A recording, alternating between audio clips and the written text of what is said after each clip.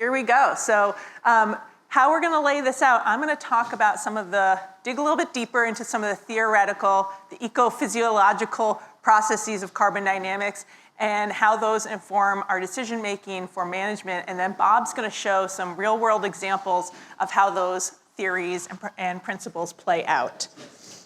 So first of all, of course, we have sequestration, right? That's something we're going to thinking about managing. Tree growth, as Bill really illustrated that, and also flux of carbon from live trees into the other pools. And so that's something we can accelerate, but it's really measured as this change in carbon storage over time.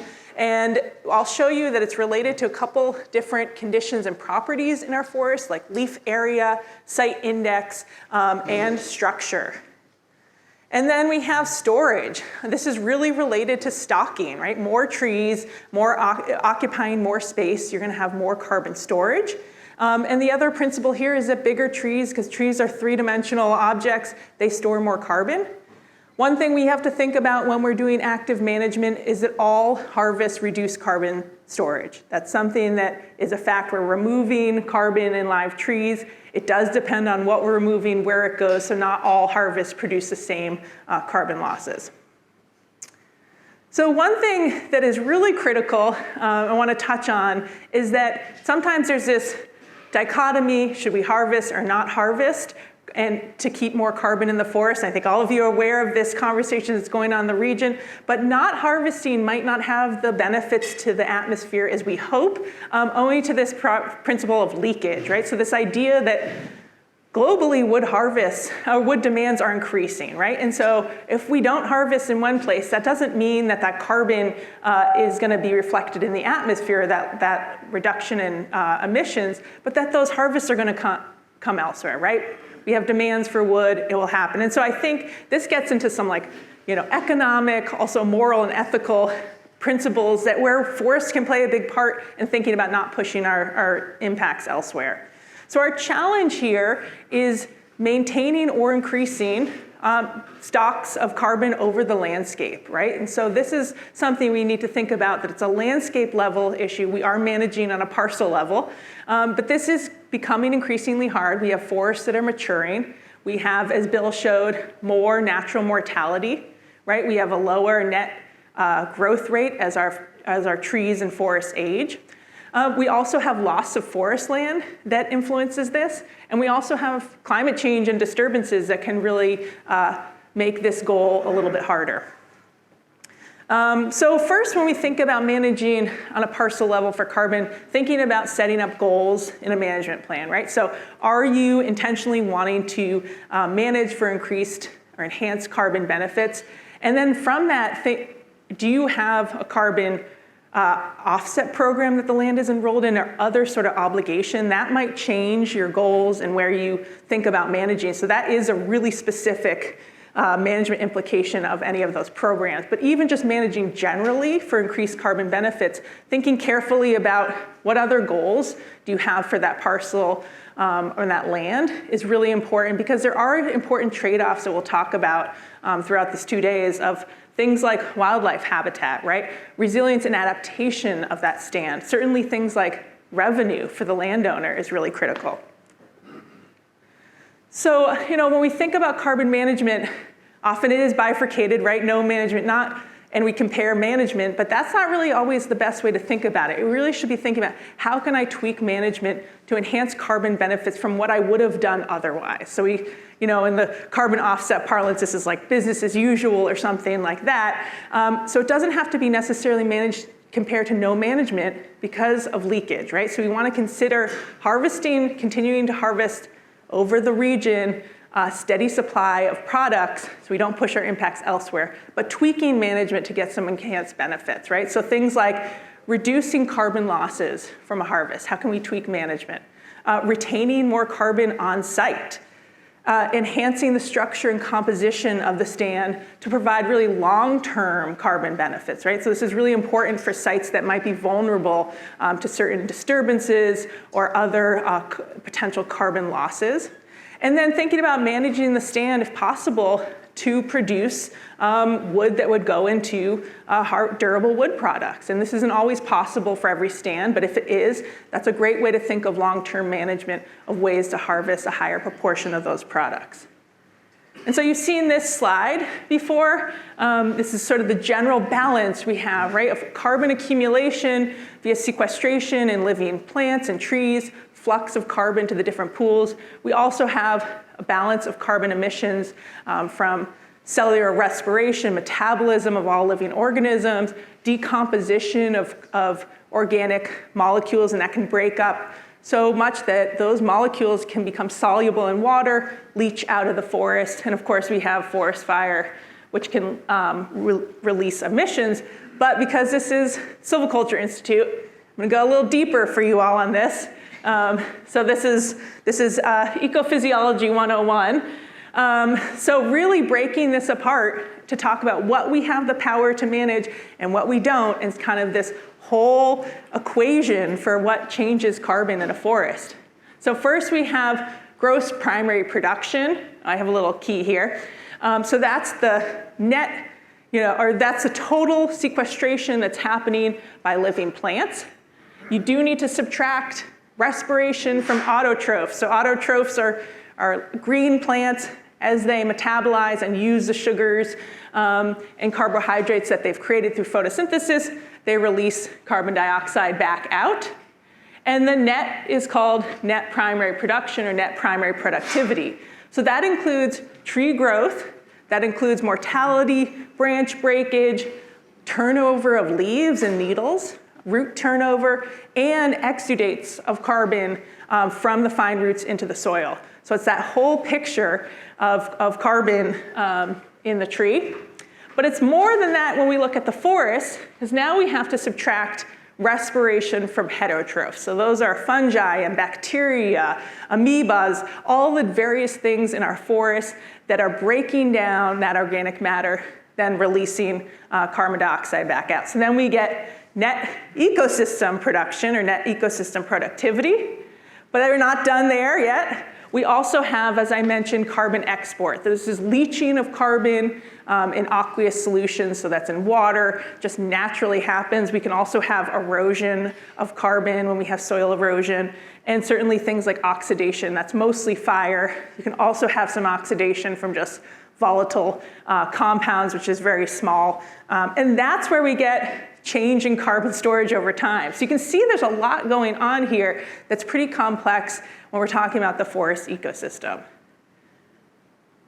But really when we're talking about managing, we're really focusing on this top part, right? That's what we have the levers to manage. We're managing the live trees. As Bill talked about, we're fluxing carbon into those larger tree sizes perhaps. We're creating more room for growth of remaining trees. But really what we're measuring is just a small part of this net primary production. We're measuring tree growth and maybe mortality, but we don't really have a great way to measure leaf turnover, root turnover, certainly not exudates in the soil, and it's sort of a new science that we're learning about. And we can do things like reducing losses in this category, so reducing soil erosion, reducing fire, or maybe even increasing incidence of fire through controlled burn. So when we look at net primary production, we can see, as Bill talked about this with sequestration, same idea, right? So we have this peak in sequestration when stands are fairly young. In the temperate forest, it's about 50 to 80 years old. But I do want to show that it's not the only thing that affects net primary production. This is showing net primary production just of the wood, because again, that's sort of what we can measure. But I just want to show that there are a number of different factors that correlate, so these are correlation coefficients with wood growth. And so those are things like leaf area index here, which is basically a measure of leaf area to ground area, so it's a measure of photosynthetic capacity. Things like rugosity, which is a measure of canopy complexity. It's really that vertical, horizontal arrangement of leaves in the canopy.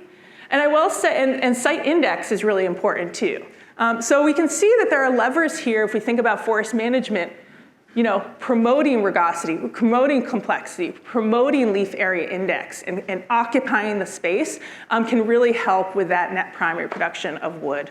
I will say that there's a huge percentage here that is just unknown, kind of unmeasured things. So there is a lot of variability, which I think Bill pointed out really well.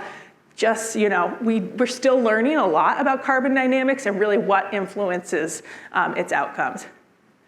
And so we see, as I mentioned, this rugosity is a really important concept. I think that's really cool, and it will play into what probably Tony will talk about tomorrow with adaptation and resilience of this idea of complexity. So each three of these letters are different plots with very similar leaf area indexes, but they have different rugosities, and therefore different net primary production outcomes.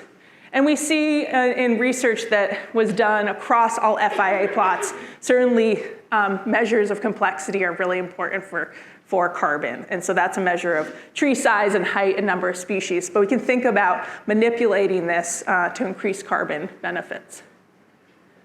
And so, I think I just wanted to touch on this before I touch on the dynamics that we know about in forests. But I have these slides that probably many of you have seen, and I just really I'll touch about a little bit more about this, but we don't want to overly focus on sequestration or storage, right? We need both of them. And I think sometimes these graphics have created this, we're going to manage this forest just for sequestration, we're going to manage this forest just for storage, right? Forests provide both. And so when we think about goals, think about how to enhance both of those benefits. I think it's really important, and important in our messaging to the public. So when we think about this dynamic of sequestration and storage, one really important thing, and Bill touched on this, is that early in stand regrowth, when we have something like a widespread disturbance, a clear cut, we do actually have a reduction in carbon storage and an increase in emissions. I will just say that I show these, the y-axis in reverse to how Bill showed it. So positive numbers here are emissions, negative numbers are sequestration. That is a funky thing we sometimes do with carbon, but I represent it as a mitigation potential. So the negative numbers, you're taking that carbon dioxide out of the atmosphere. So it's showing across these forest types, there is an initial early emissions. These forests are net sources of carbon dioxide early in stand regrowth. And so I'll show you how this plays out, right? So early in stand development, when we there's no live trees at the site, all the live trees are gone, right? But we have carbon in our soil, in our leaf litter, in our dead wood. We actually have a decline in carbon storage in that first 5 years of that stand being regrowing. And you can see in this the green bar, trees are growing, they're just really small, and so that sequestration of live trees is too small to overcome what we're seeing are actually decomposition of these other pools. So they're decomposing faster than new carbon can be pulled into the site. And that actually only lasts a short amount of time. As this wood volume increases and the trees on the site start growing, we see that now this site is accumulating carbon over time, and that occurs and continues through the life of that plot, bearing no other disturbances. So showing what that looks like with carbon flux, again, negative numbers, sequestration, positive emissions. Between years 0 and 5, we have a net of emissions here on this site. Again, it's because we do have sequestration in these living trees, but that decomposition in these dead wood and forest floor pools is much bigger. And they're not getting new inputs, right? So there was an initial very big input of leaves, needles, dead wood. And so there's a pulse of decomposition that's happening. And so this forest is a net source. And as we go through time, in the next 10 years, now we're finally seeing that this forest is a net sink. But you see that we still have a lot of emissions, net emissions from these other two pools, right? There's not enough dying little trees yet. They're still growing. You haven't really gone through stem exclusion phase. Next, we have at 25 years that we have forest sequestration continues to increase, Finally, we have the forest floor is accumulating as those trees get bigger and are able to drop more leaves and needles and build up that forest floor pool. And it isn't until the 35-year mark for this specific forest, and this is really just illustrating this pattern, that we see peak forest sequestration, right? So peak tree sequestration happened back at 25 years, but forest-wide, when you incorporate all those pools, it doesn't occur until the 35-year mark. And then you see as that forest matures and ages, we do see a decline in forest-wide sequestration over time.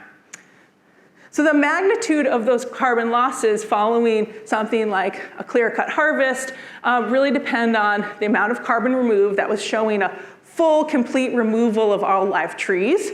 And it does depend, and Matt will be talking about this, the percent allocated to different products, right? Because not all of that carbon is going to be immediately emitted.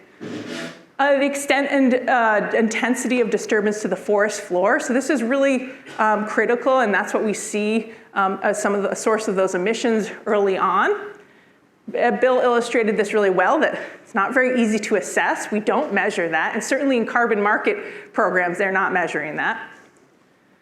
And then this really important, and this can really inform our management, is this delay in sequestration that occurs, right? So thinking about residual trees in your stand, that can lead to more sequestration directly after management event, right? And presence of advanced regeneration, not having to wait for seedlings to repopulate that stand. It takes time for them to sequester a sufficient carbon. And this question always comes up, is it possible to catch up from a clear cut to a no harvest scenario? And this again is really modeled data, but showing a clear cut at 65 years.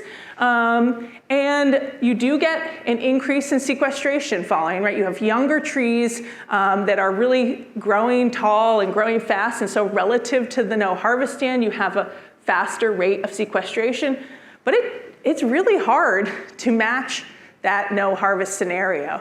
And that's why we need to be careful about thinking about what are we comparing our management to, right? Thinking about comparing it to what we would have done otherwise is maybe a more helpful way to think about those enhanced carbon benefits. Of course, this assumes that there's no disturbances in that unharvested stand. And that unharvested stand has this trajectory of increasing carbon over time. What if it's unhealthy? What if it experiences emerald ash borer? What if it's a monoculture beech stand, right? And so there's many examples where we can think about the harvest scenario could easily enhance its resistance, resilience, composition relative to that no managed stand. And Matt will talk about this, which is very important, is thinking about incorporating wood products. And this is really hard for us to do. We don't have a lot of information about where the wood goes, what it's used for, but a couple take-homes here is that not all of the carbon that's harvested is emitted, right? We measure that as a loss of carbon in the forest, but depending on where it goes, some proportion gets stored. And we also get a permanent carbon benefit when we use wood in replacement of other products. And that's something that's really squishy to compute, but is really important when we think about using wood over imported concrete or steel. All right, so I'm just going to end with management implications and then pass it on to Bob. So, minimizing carbon losses, reducing that natural mortality, especially on these disturbance-prone sites, trees in poor health. Stem exclusion phase can be a really good opportunity to enhance the growth of the remaining trees. Places where we see that the forest is prone to forest health issues, right? We might get better carbon benefits in those sites. Retention is really important, especially large trees on the site, keeping some carbon on site, keeping some trees that can immediately sequester carbon after timber harvest. Using things like morticulture of poorly growing trees, right? Especially large trees that decompose slowly over time. Snags and girdling trees can allow for a periodic input of carbon. And certainly things like minimizing impacts to soil and forest floor. Again, this is hard to measure, not included in carbon offset modeling programs, but it's really, really important when we think about the total carbon benefits of our forests. And then, of course, long-lived wood products are key. And so in thinking about how can I increase the sequestration potential of the regrowth, so retaining healthy, vigorous trees, keeping advanced regeneration on the site. So that is really critical to kickstart that sequestration, promoting stand-wide leaf area index, complexity, species diversity. All of these things relate to better carbon storage and sequestration. And using timber management as a tool to increase diversity and complexity, so we get these long-term carbon benefits. So we're thinking about, you might get the best benefits for carbon on these sites that are really prone to disturbances, that need some restoration, that have poorly growing trees, right? How can you enhance the benefits of those sites in particular? All right, so now Bob is gonna talk about some case studies. Well, thanks for inviting me here. This is great. About the end of my career, I started deciding this new carbon thing came along, right? I thought I knew silviculture, but I didn't understand this very well. So even though I've been teaching production ecology, and I always learn best by examples, right? So, and I could go on and on all day about silvicultural principles and systems. Instead, what we're going to do is talk about 3 case studies that illustrate all of these patterns. So, so let's get specific here. Okay.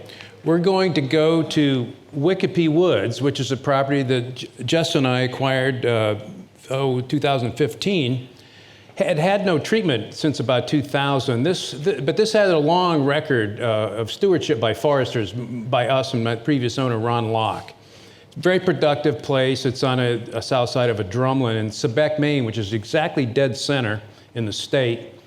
And we're very proud of it's one of the only 2 Forest Stewards Guild model forests in the state. So, I'm going the wrong way. Tree farmer, we're of course very proud of this. There's Ron on the left, Jess and I standing by a nice pine tree. And we have lots of data on this property. First, the silviculture. I've become for a decade or more now, a big believer in irregular shelterwood kind. It's so flexible, right? There's the 3 different variants of it. It's really the way to go to manage our diverse forests in New England, certainly up in the Acadian region. Because there had been no activity on this lot, we did have a couple years after we acquired it, we had a good-sized timber sale. We cut over 1,700 cords, about $60,000 worth of stumpage revenue. We had noticed from this, probably been inventoried many different times, and we had noticed from our inventory and the previous one that a lot of really valuable old white spruce and white birch were dying, as well as the fir was infected by the adelgid. So Jess and I laid out the trails, marked all the wood except for fir. We typically not do that. I guarantee you that storing carbon as a product never came up once. But that doesn't mean we weren't laser focused on the more traditional silviculture, capturing mortality, right? The birch and the fir primarily, and the spruce, leaving ags, right, and getting rid of the Uggs. I've always been one of these paint gun foresters. If I got I can get $5 a ton for pulpwood of some kind. It's crooked. It's never going to be an ag. It's going to have blue paint on it, right? It may be perfectly healthy, and you'll see that my views have changed a little bit about this for reasons having to do with carbon. And we also, this property, because it had not been much regeneration on it, it was sort of growing old and mature, which is highly stocked, but arguably not sustainable in the long run. And plus, because of the light harvest history, it's the usual thing of fir and beech in the understory. So we used a bunch of NRCS money to get rid of that. You'll see it here in a minute. 3 case studies. Stand 1 is a sort of a softwood SH mixed wood stand, mostly fir and cedar. The second one is an old growth sugar maple stand with 10 species actually, dominated by the big maple. It was an old sugar bush, never cleared for agriculture. And the final one is a young, immature, completely different than these others, old field stand, almost pure white ash. We're going to look at what we did to those, the carbon consequences, and then draw some conclusions. So you're going to see a short video of each of these. You're going to see the structure graphically, and then you're going to see the patterns of carbon with and without harvesting, and in a couple of cases how we tweaked it after the fact to get things. So here we go. Okay, we're in our stand 1, which was pre-harvest, a softwood dominated stand, fir and cedar primarily, with some large emergent white pines. We had a big timber sale here in 2017. We had noticed from inventory data that the fir was heavily attacked by balsam woolly adelgid. A lot of valuable paper birch that had been grown by the previous owner was dying because it was 120 years old probably. So we targeted this stand. We cut all of that here and marked maybe 20 to 25% of the UGG quality red maple and hardwood growing stock and some cedar. Okay, so the basal area started at 148. This is all size classes. The plots here are highly variable, range from 80 to 230. The residual basal area was 66 by the time all the fir was gone, etc., as a 55% removal. Because the fir logs and the birch, boltwood and saw logs were valuable, we made $856 per acre here. So this was a valuable removal. But we're now left with a highly irregular stand. It's exactly what you would strive to do in this kind of situation where you really had no choice. The fir was going to die anyway. So you end up with this patchiness. We're standing in one of the most open areas in the stand at the intersection of two cut the length harvest trails, which are dominated still by raspberry to some degree. Where the basal area is probably only about 30. 4 of the 12 plots in here were under 40 square feet. 4 were highly stocked, so high degree of spatial irregularity. We also, because I was worried about regeneration, we did plant white pine. These are 6-year-old white pines, so they're looking at the result of 6 growing seasons here. I look out in the raspberry patches, I do see some paper birch and some other red maple sprouts finally emerging above the raspberries. But clearly, if you look at the overstory is not fully stocked here. The 66 square feet is probably, 25% relative density. So classic 2-aged, irregular shelterwood, where the big old trees, the pines and the red maples, are probably 100, 110, 120, and there is a mid-story cohort here of red maple and pine. There's a younger pine there, probably 60, and new regeneration, both natural and the planted pine just in the gaps. Okay, so here's the pre-harvest stand structure. This is all the graphs we can make of trees, right, and stands. If you stack basal area by 2-inch classes, not number of trees, BA, which is proportional to leaf area and canopy closure, and then stack them by species, you can really get a good sense of the structure. You can see the green there is the fir, and the blue is the cedar. So this is the dominant species. Of course, we're in there after the fir, and then there's that component of dying white birch. BA 148, so fairly heavily stocked for a mixed wood stand. There's 35 tons of carbon here. This is just English units, no CO2 equivs or anything like that. I started calculating C bars. Now, remember our V bars, volume to basal area ratios, right? Why not do this, right? This is the one way to become numerate about carbon. And it turns out they're very similar to cords. Like we use this roll, 4 square feet per cord, right? For softwood, maybe 5 for hardwood, right? It turns out that carbon is almost the same thing. The C bar here is the inverse, 0.24 tons of carbon per square foot of basal area. So you invert that, you get the usual 4-to-1. So this isn't, now there are other pools. This is the above ground carbon. You know, we always see all these big pools, but the only thing we're really managing, at least the big lever, is the above ground. So that's what you get paid for. There's no reason, that's no accident about that. So there's that. So we're after that fir. You can see there's the residual stand. This was a heavy removal, just targeting mostly, we're in there after the fir and the birch. 7% fir, there's some small diameter stuff left, and the red maple. We also cut a lot of the ags out of this stand, sorry, the Uggs out of this stand. We're not high grading here. And that becomes a little problematic. We also probably didn't have enough regen protection on the small fir because we wanted it gone on the other stands, but necessarily here, maybe we didn't make that clear. All right, we're gonna look at the trends in carbon. This is simulated by FVS, calibrated FVS, because we have remeasured plots, so the diameter growth is corrected in the model.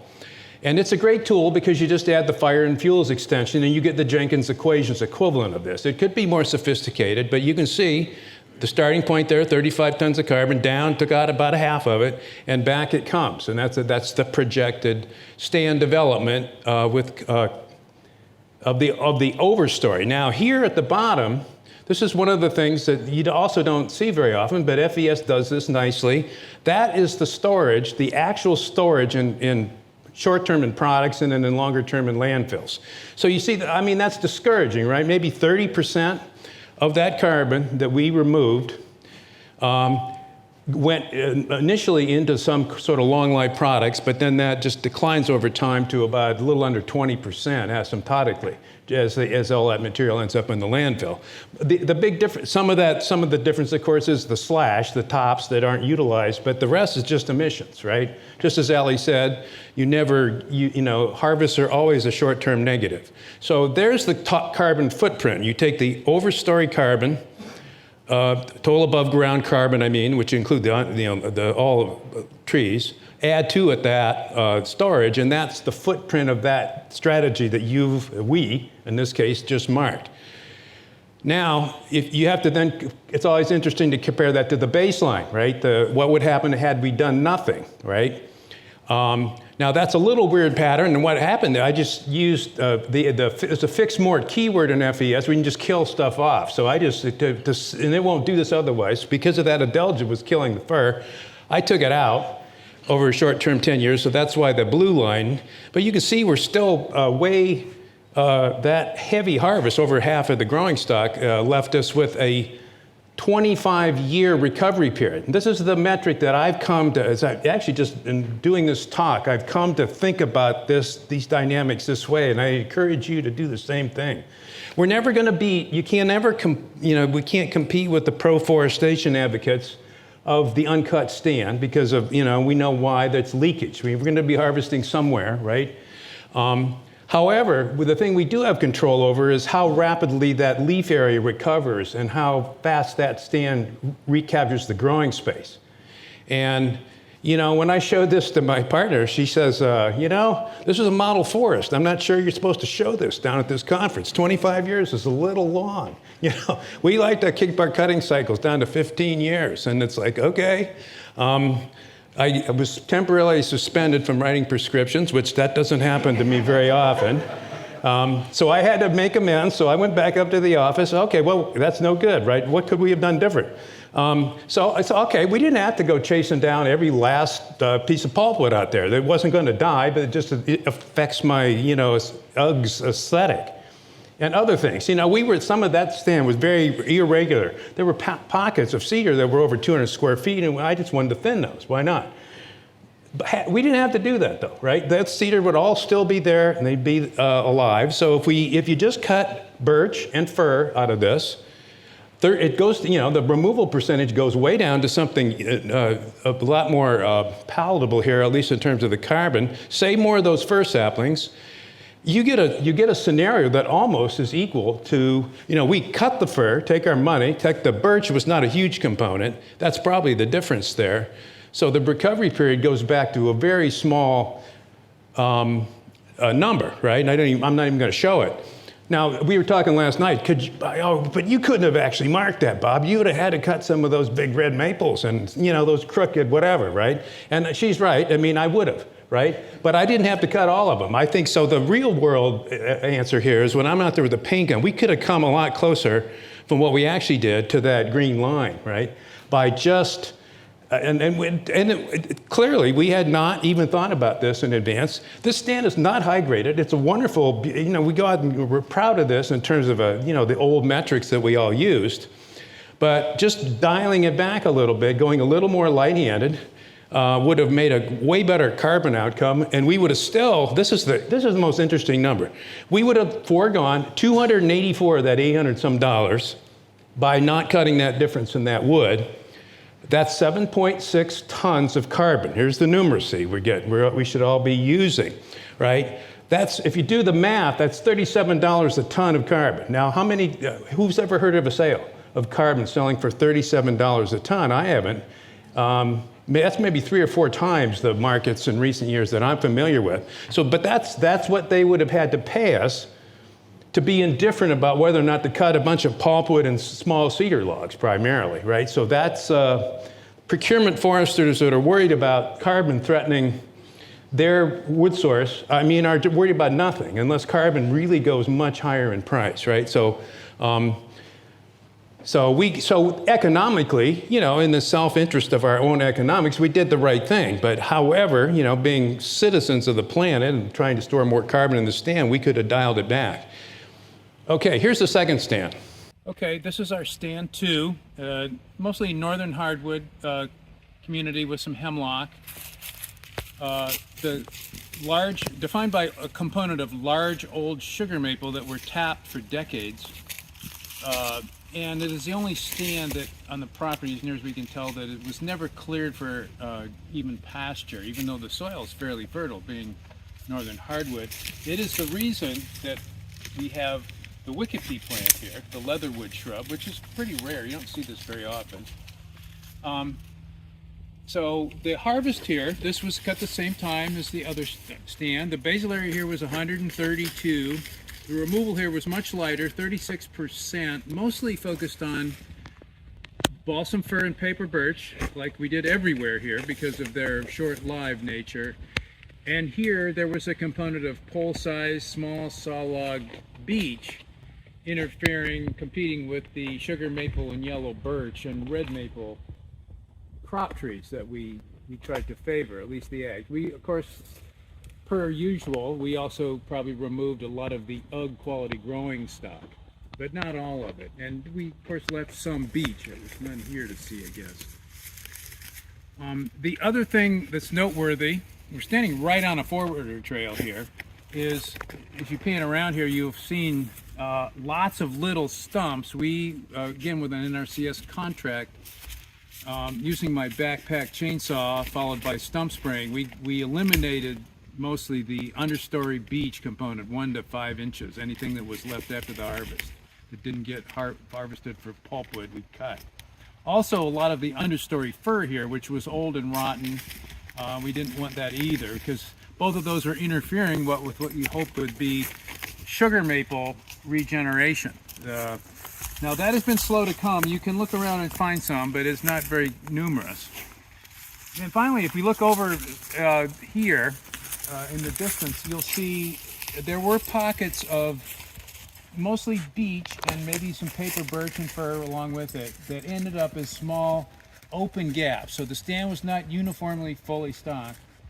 And because those were dominated heavily by beech suckers, we did not stump spray the mature trees here, which was a mistake. We should have done that, but we didn't. So we came back a couple years later and did some enrichment planting. This is primarily red oak and maybe some red spruce in these small gaps. And those things are there. We had to tube those because the deer pressure is high here. And those are thriving. They're about halfway up out of the tubes now, which is as good as you can expect here. Okay, again, the structure. The noteworthy thing here is all that grayish stocking in the 2 to 10s, the beech, right? It clears up to 16 inches. That's what we were mostly going after.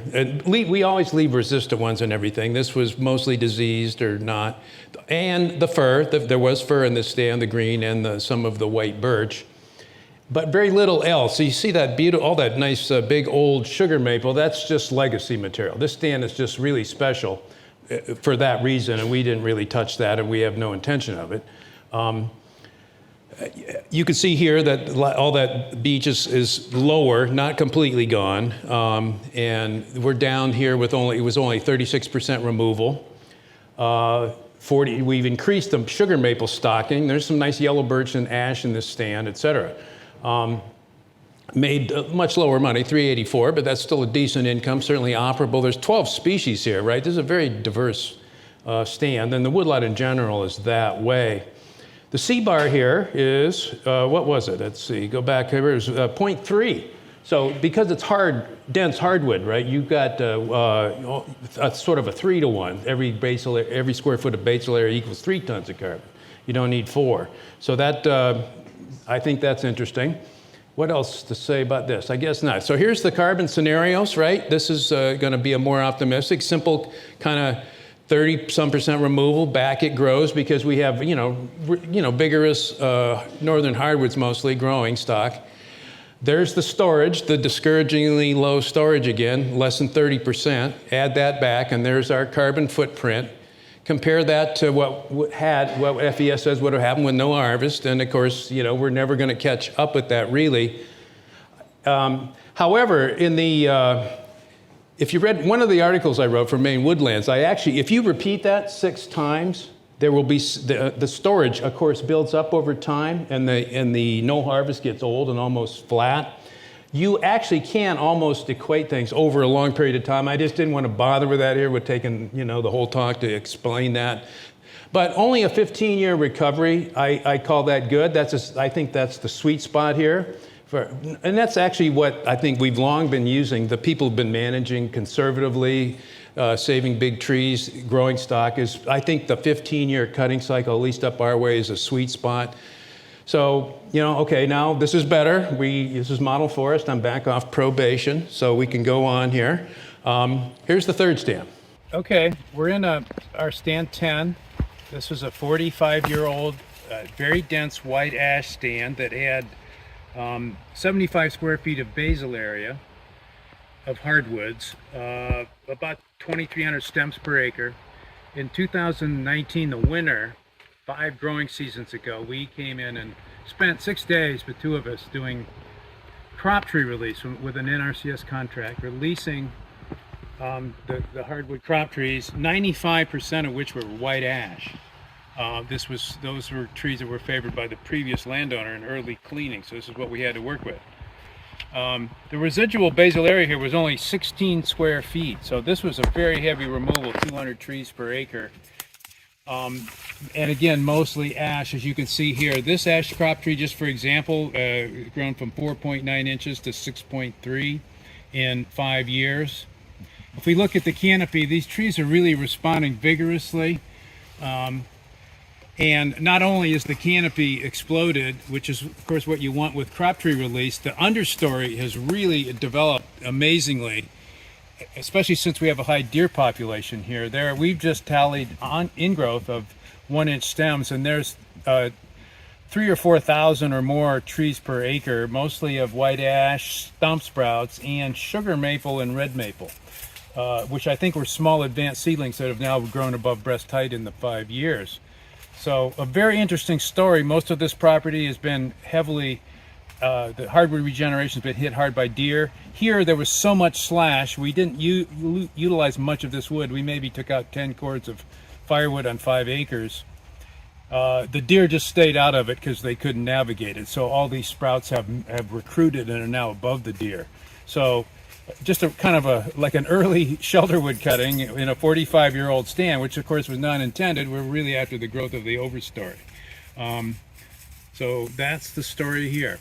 Okay, compared to those other structures, we got 90% ash here and a couple little sugar maples. The biggest one, 8 inches, right? This is again 45 years old, 15 tons of carbon, way lower, right? Just as you'd expect for these small diameter trees.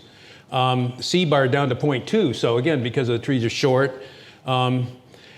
There's a basal area of 16. I see Adam Cates used to be enforcement forester in Maine. That's actually a legal clear cut in Maine, although you can't make a clear cut from a cultural treatment, right, Adam? So I think we get we had no separation zones here. It was only 5 acres. Don't worry about it.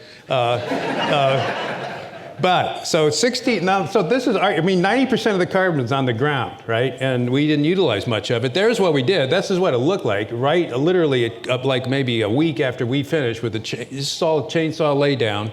We did stump pile the hardwood maybe 4 inches and bigger, and we winched that and used it. But, 10 cords on 5 acres is obviously why we didn't cut it in the commercial harvest. It's the one stand we went around.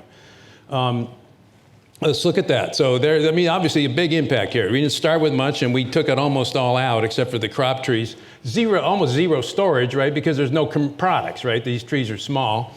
Now, however, we got a huge infusion of deadwood, right? I mean, I haven't been showing the deadwood. FES will give you that. And, you know, all that stuff went right on the ground. It's interesting, it really picked that up and I think modeled it pretty correctly, but of course that rots away in five or 10 years, that's all gone, right? That kept the deer out, so it did its purpose, but that's temporary. There's our no harvest scenario. So this is like, you would like to think that crop tree release in a 40-year-old stand, how could we lose by doing this? But here we got this 20-year recovery, not good again, but stay tuned. We got to go back and remeasure the plot, so we did, and we came up with just all kinds of interesting ingrowth response, right, which you saw in the picture. We're now back up to 69 square feet from the 14 in 5 years. That's 10 square feet per acre per year. That's a high rate of basal area growth for a hardwood stand in the state of Maine. We went from 200 crop trees per acre to 6,000 trees, and it's all that ingrowth. Plus we picked up on growth. These are point samples. So when you resample, you have to pick up new sampling ingrowth. It's not the same as ingrowth into the merchantable size classes. So you need to do both. And you can see we got a lot of maple, there's more ash trees, and plus the ash trees are growing, right? So if we actually look at that trend, now, so this is where data is important and proper use of models is important, right? FES is not going to simulate that ingrowth, really. It will give you sprouting, but it's not highly inaccurate. So another great news story, right, for silviculture, right? That's only, what was it, a 6-year recovery period, right? Once we tallied all of the new vegetation, and I imagine that's just that may actually catch up. So we could stop, I said, oh, let's stop here, but wait a minute. The reason we're doing this crop tree release is we want to beat the EAB to these trees. This is still a ways away from us in Maine. So we got this ash, and they're 40 years old, what are you going to do with it, right? So, again, going back to FES, we'll just, instead of killing off the fir, we kill off the ash, and so that's what we get, right? So that's, anytime you lose all of your, a lot of your crop trees, it's no good. However, then I realized, well, I do that in the managed stand, I got to do it in the control, the unmanaged scenario, and because that was all ash, it ends up even worse. So here we have the magic elusive case where silviculture actually beats no management. Now, by admittedly a fairly bizarre pattern, right? And invoking the emerald ash borer and heavy crop tree release, a lot of things that you don't see very often, but there it is. So the message here is clearly the diversity that we got from getting rid of that pure ash. It's still 60% ash crop trees, but there's all this maple coming, so that now, because we did this early strange shelterwood, that stand will now weather the borer. Right, we'll salvage what ash we can, and then we'll have a stand of maple and basswood and other cool things. There's pine coming in. All right, just 4 conclusions, and we're done. And I could go on for days about this. So I had to really synthesize this, and this is my new thinking, by the way. A lot of you have heard me give all kinds of talks over my career. I'm just saying that if you have the option, do not harvest more than 35 to 40% in anything you come to, right? Unless you have some absolute compelling reason to do otherwise.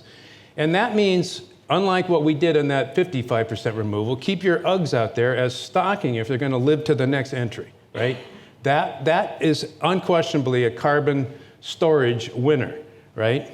And then not a sequestration loser, right? So you can't lose by that. Now, because of leakage, somebody else is going to cut that pulpwood. But remember, we're building a managed landscape here, one stand at a time. And every stand that we can treat that grows, even 1/20th of a cord more, multiply that by everything we do, that's going to be a winner. And that's what silviculture does. So concentrate on your short-life species, your fir, the stuff is going to die, cut it, right, and get your money. Then that actually will be beneficial in some ways.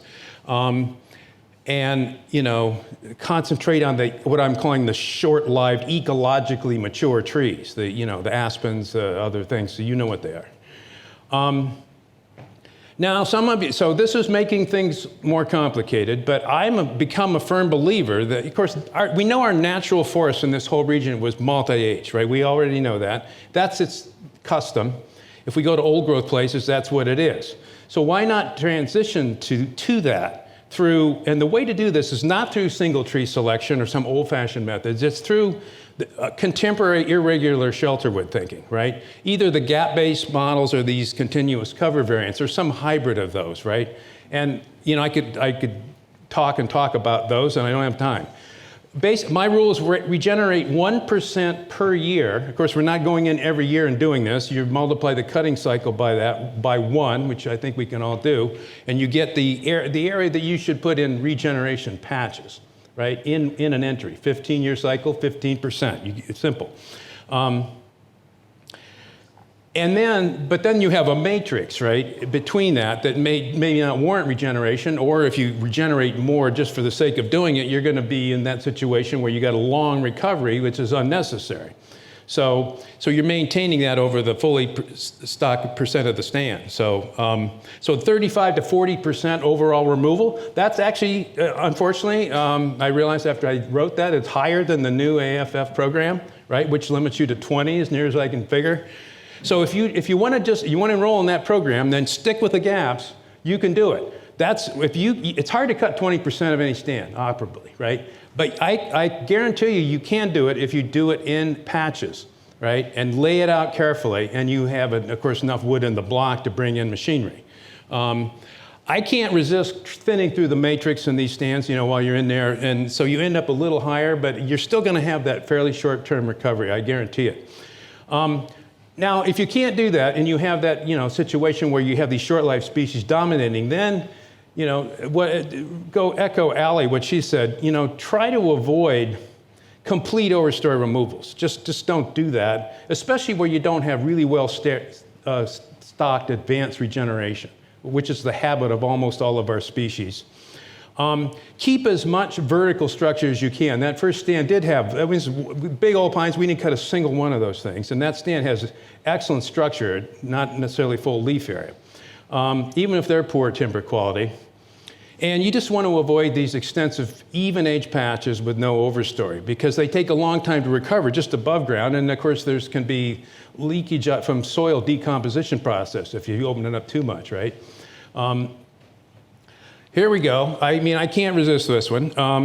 If you must have early successional habitat, keep your ES stands that you have open, right? Do not make more of it from mature, well-stocked, high-carbon forests, right? Now, this is a free country. You can do anything you want. But if you're going to put on a carbon badge and be the good guy, do not do that. That is a carbon loser, right? Is Dave here? We'll hear about that tomorrow, maybe. Here's just examples of contrasting gaps, some stuff I just saw. I said, why did you do this, right? It's bare ground. It was a beach. It was alleged to get rid of the beach, but there wasn't much beach there.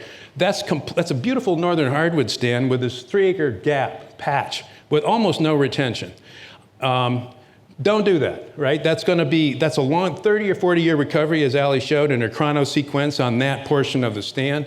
The same thing, there's a gap the way they should be. Some people say, well, that's not a gap, you got trees standing out there. Nah, where is that ever written? So we retired from that 25 years ago. In fact, if you don't have retention in your gaps, in this kind of an irregular shelterwood setup, you have no retention, right? Because the matrix doesn't count. You only get credit for retention, in my world at least, where you're regenerating and when you're not coming back, right? So that's on our AFERP study, right? You've got legacy retention, not that much, 10% of large trees, tall advanced regeneration. That's not going back to ground zero. That's going to fill in, and we, of course, have plot data that shows this within 10 or 15 years from the understory, like we saw in that crop tree stand. And then finally, this is my sort of come to Jesus moment in writing this talk, is that I think, I'm an old-time forester, right? I spent my whole career out there going after the Uggs. I think we really do need a new carbon ethic here that's on par with all the traditional ethics that we had. And I don't mean to be slavishly driven by carbon, right? But really, when you look at it rigorously, storage almost always trumps sequestration when you're out there marking in the short to medium run. Sequestration is important in the long run. That's how we get the stocking we have. But the real decisions are about, do I keep that? Because remember, every time you take something out of storage, it's an emission. It's not a positive, it's a negative. So I'm not saying don't do that, but do that with a purpose that keeps that stand productive, right? That's the key, right? Always, and so just think more about that, and as well, and do not discard all the other things you've been trained to look at. It's just a little more issue. So choose things that manage species diversity and lead to recovery of stand leaf area. The leaf area is the growth factory, right? That's the key. So big open patches, starting from over, is not good. Little openings are just fabulous. Okay, thank you. Bob, a quick, easy question for you. How did you measure the 2 and 4 inch diameter classes in your examples? What was your method?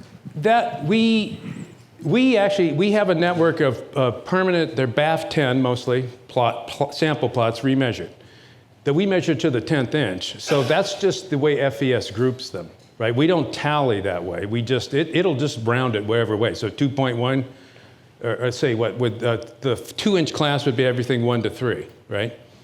Is that? Yeah, what did you use? Did you use the length plots? Oh, no, they're point samples of 4.6 and up, and an 8-foot radius sampling plot. You really need to do the hybrid there. The 8-foot, just because it's easy to carry an 8-foot stick. The math on that is like a 217th acre plot.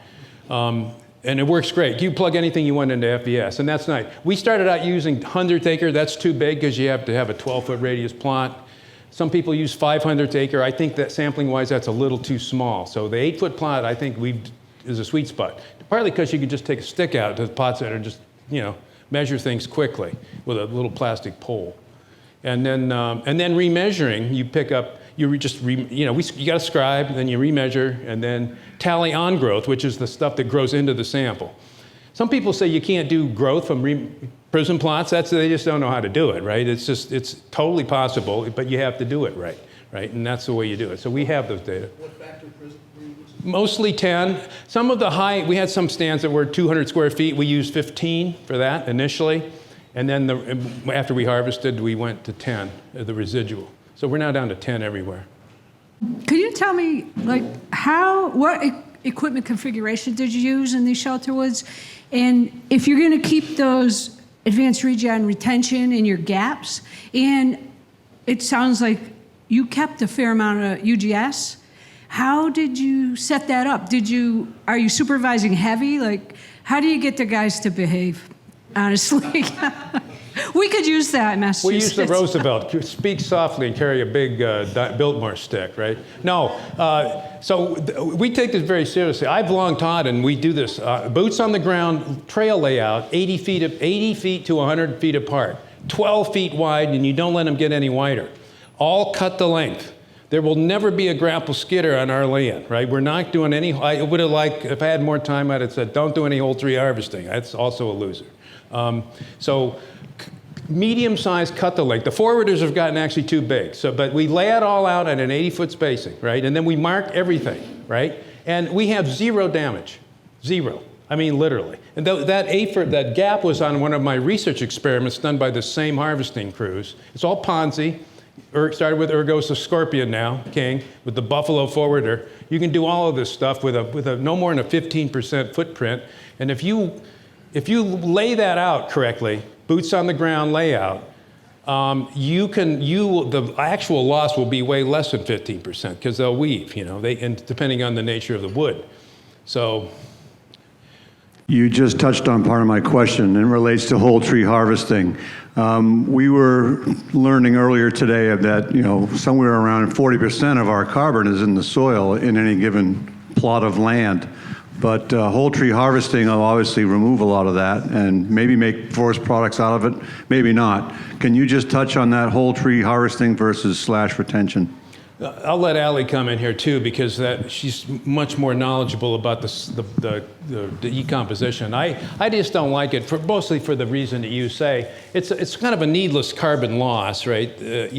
Because it just goes into it's up our ways. If the whole trees are harvested, they just go into a biomass boiler and they're burned. So that I guess replaces. Then you get into it replaces oil. All right. But you know, it's also, I just generally don't like it as if you're managing a forest that depends on advanced regeneration, you want to minimize disturbance every chance you get. It's a rare case where scarification is good.